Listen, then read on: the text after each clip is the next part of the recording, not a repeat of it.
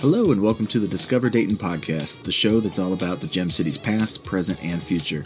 My name is Arch Grieve and I'm your host, and today I'm excited to talk to General Manager Kelly Byrd about the Corner Kitchen in the Oregon District, which recently reopened after being closed for a year and a half and is now under new ownership.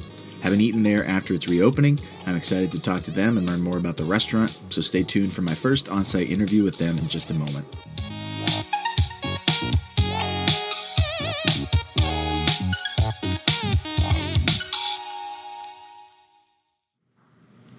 Hello and welcome to the show. Thanks for talking with me today. Oh, it's my pleasure. Thanks for having me. Absolutely. So I wanted to start off and acknowledge that for folks who have been in the Corner Kitchen before, they might remember it looking a little bit different. And, so what all has been done, in terms of remodeling and such. That's right. We're doing a lot and still doing more. We repainted everything. We cut the bar almost in half. It was a really large bar. It was still the bar that used to be from Sloopy's, if people remember that. And we were like, we want to be a restaurant that has a bar in it, and that made us look just like we were just a big, giant bar. We opened up one wall to make it a little more open and airy. So we painted everything, added some texture on the walls, brought in some booths for a little more comfortability, more seclusion, changed all the lights. Changed the back takeaway area so we're going to have that be a banquet room.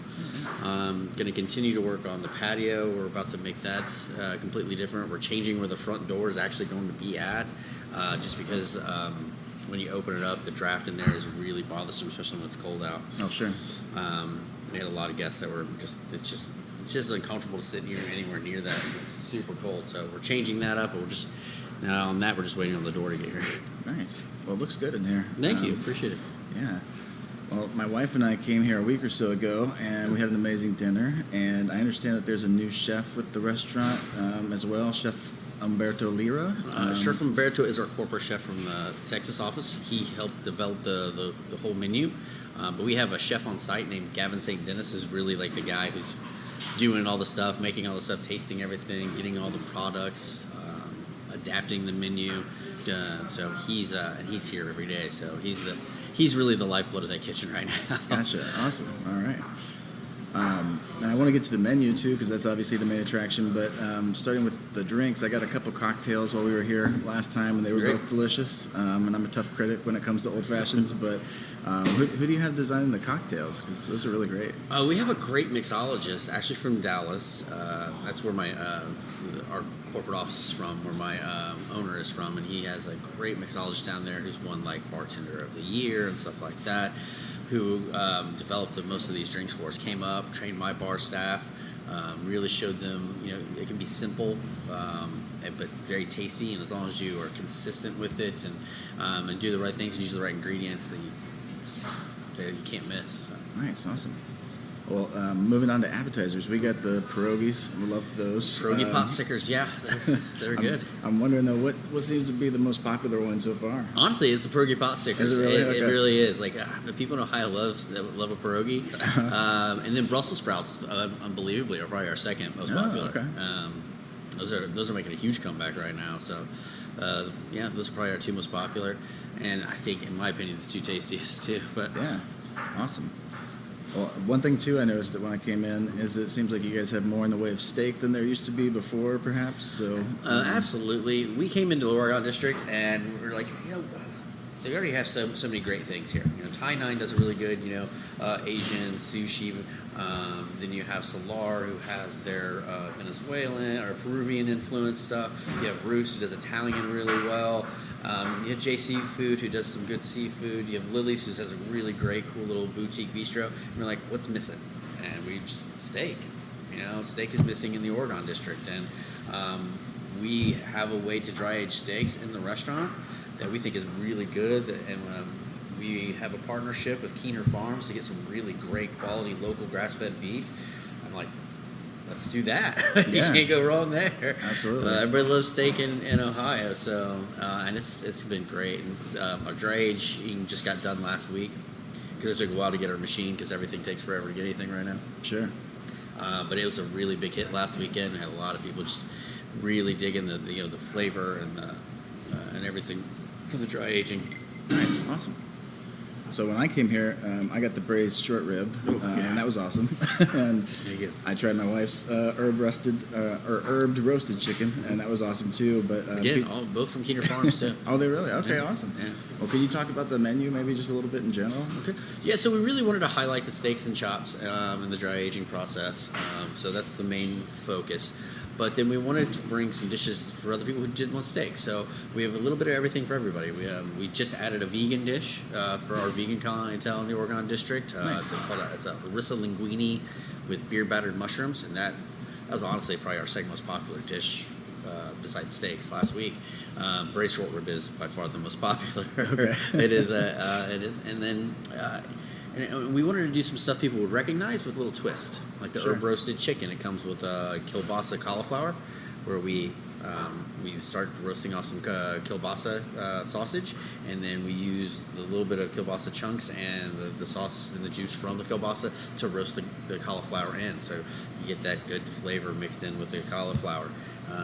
We're doing a great salmon dish. It's fantastic, and then it comes on a curry cauliflower rice. So you got a little bit of, a little spice and a little bit of herbiness in the cauliflower rice. So it's familiar, but unique and a little different. And that's kind of what we were looking for. Nice. Well, unfortunately, when we came, we were too full for dessert. But I really wanted to try the creme brulee. But I also noticed that you have a hummingbird cake on the menu, yes. and I don't even know what that is. So. Hummingbird cake is my favorite because it's like a carrot cake, but it's made with bananas and pineapples instead. Oh, okay. And then we add this bourbon macerated berries on top of that, on top of this creamy anglaise, which is probably my favorite thing that we make. I could probably put that stuff on anything and eat it. It's delicious. But the hummingbird cake is my favorite, my wife's favorite, and it's amazing. That sounds awesome. Yeah. So what's been the biggest challenge trying to get the restaurant reopened and everything? There was two main challenges. The first was just trying to get permits and get stuff done to get the construction going. Sure. Dayton had a really hard time. They lost a lot of people in their building department, so they were really backed up. The pandemic really hurt it. So it slowed the process down a little bit from what it usually is with Dayton. But then just getting supplies. It's like I said, we waited on our dry aging machine for almost 4 months. Oh, wow. We've been waiting on my front door for almost 6 weeks now. Product is substituting out things, and it's been a bit of a challenge with that. Sure. Well, I understand, and you mentioned too, you're working on the expansion with the banquet hall in the back. How many people is that going to seat, and when do you think that's going to be open? Really soon. We just got it finished painting. We're waiting on the art to get here. But it looks like it'll probably hold comfortably 25, I think. Okay. We don't want to crowd it too much because it's at this price point, we want people to feel comfortable in there. We don't want them knees to elbows and not being able to space out. So we're still playing with it, but probably right around 25.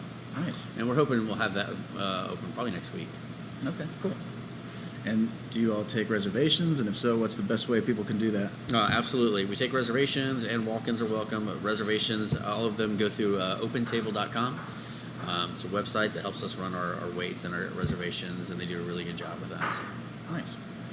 And then before I end, I guess, is there anything else you wanted to highlight that I should talk about, or you want me to ask about?